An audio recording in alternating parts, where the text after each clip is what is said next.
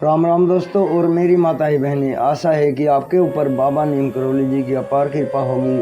आपके घर परिवार में सभी कुशल मंगल होंगे, यही मैं अर्जी लगाता हूँ बाबा नीम करौली जी की शरण में। 21 दिन की जोत लगाई है बाबा नीम करौली जी की शरण में, आप सभी के लिए, आप सभी के सभी कष्ट दूर हों। मेरे बाबा जी सबके ऊपर कृपा करें, यही मेरी प्रार्थना। जय राम जी की। दोस्तों और मेरी माताएं बहनें, आज मैं आपको एक बहुत ही पौराणिक और प्रेरणादायक कहानी है जिसका शीर्षक है लोहार की कैद में यमराज। तो इस कहानी को पूरा सुने मेरे भाई, बहुत ही अच्छी कहानी है, शिक्षादायक, प्रेरणादायक। और आगे भी शेयर करें, चैनल को सब्सक्राइब कर ले अगर आपने नहीं किया है तो। शुरू करते हैं लोहार की कैद में यमराज। एक बार एक बहुत बड़े यशस्वी वे तपोबल वाले महात्मा अपने शिष्यों को लेकर घूम रहे थे। भ्रमण करते करते शाम का समय घिर आया। दूर गांव नजर आया तो परंतु वहां तक जाने का रास्ता बहुत बीहड़ था और उस जंगल में हिंसक जीव जंतुओं की भरमार थी। जंगल के बाहर गांव से दूर एक लोहार की भट्टी थी। अपनी भट्टी के साथ ही बने घर में वह स्वयं रहता था। महात्मा जी को उसी लोहार के घर में शरण लेनी पड़ी। लोहार ने शहर से खुशी खुशी महात्मा जी को और उसके चेलों को अपने घर में ठहराया, उनका उचित स्वागत किया, सबको भरपेट भोजन खिलाया और प्रेम पूर्वक उनके सोने का इंतजाम किया। महात्मा जी उनके आतिथ्य सत्कार से बहुत खुश हुए। उनके शिष्यों ने भी लोहार के व्यवहार की बहुत प्रशंसा की। सुबह जब महात्मा जी जाने लगे तो उन्होंने लोहार से कहा, भाई हम तुम्हारे सत्कार से बहुत ही खुश हैं, तुम कोई 3 वर मांग लो। प्राचीन युग में महात्मा लोग इतने तपोबल वाले होते थे कि वह जिसे जो वर दे देते थे वह एक एक अक्षर सत्य हो जाता था। लोहार हाथ जोड़कर बोला, हे महात्मा, वर दीजिए कि मुझे किसी चीज की कभी कमी ना रहे। महात्मा जी ने तथास्तु कहकर दूसरा वर मांगने के लिए कहा।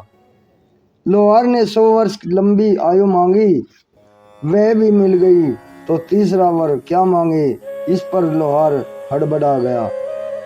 अब और क्या मांगू, बस यही सोचता, फिर अचानक उसके मुंह से निकल गया, तीसरा वर यह दीजिए कि मेरी भट्टी में जो लोहे की कुर्सी है उस पर जो भी बैठे वह मेरी मर्जी के बिना ना उठ पाए। महात्मा जी ने तथास्तु कहकर फिर वे अपने चेलों को साथ लेकर चल दिए।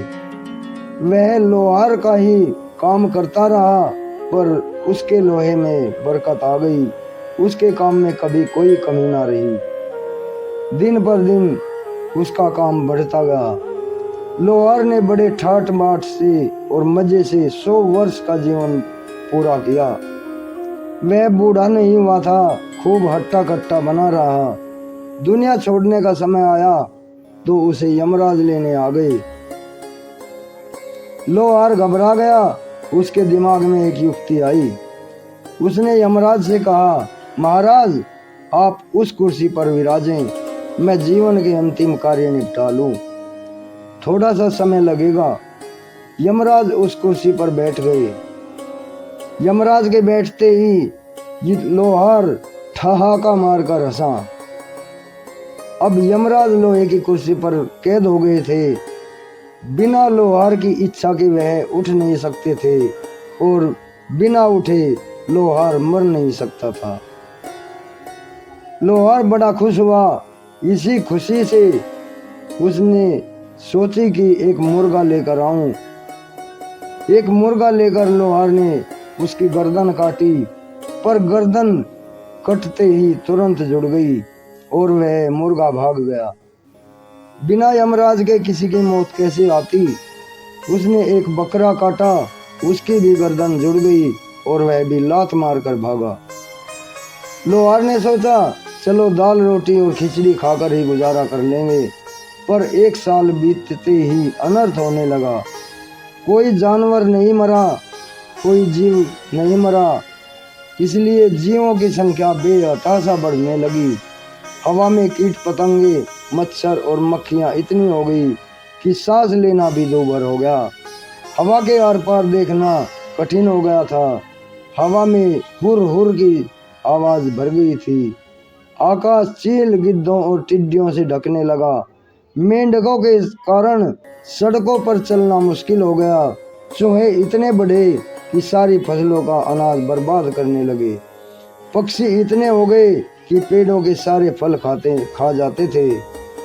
पानी में जलीय जानवर में मछलियां आदि इतने भर गए कि पीने के लिए 1 गिलास पानी भी ना मिलता।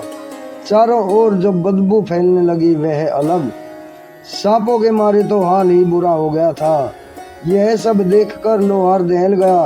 उसने जाकर यमराज को मुक्ति दे दी। क्षमा मांगते हुए कहा कि प्रकृति का फिर से सुचारू रूप से काम संभालिए भगवान, मुझसे गलती हुई है। दोस्तों और मेरी माताएं बहनें, ये कहानी आपको कैसी लगी और इससे हमें शिक्षा मिलती है। मृत्यु एक आवश्यकता है। अगर मृत्यु न हो तो हमारी धरती व हमारा जीवन जीवित नर्क बन जाएगा। प्रकृति के नियमों का आदर करें। जय श्री राम, जय बाबा नीम करोली महाराज जी, जय हनुमान जी की। राम।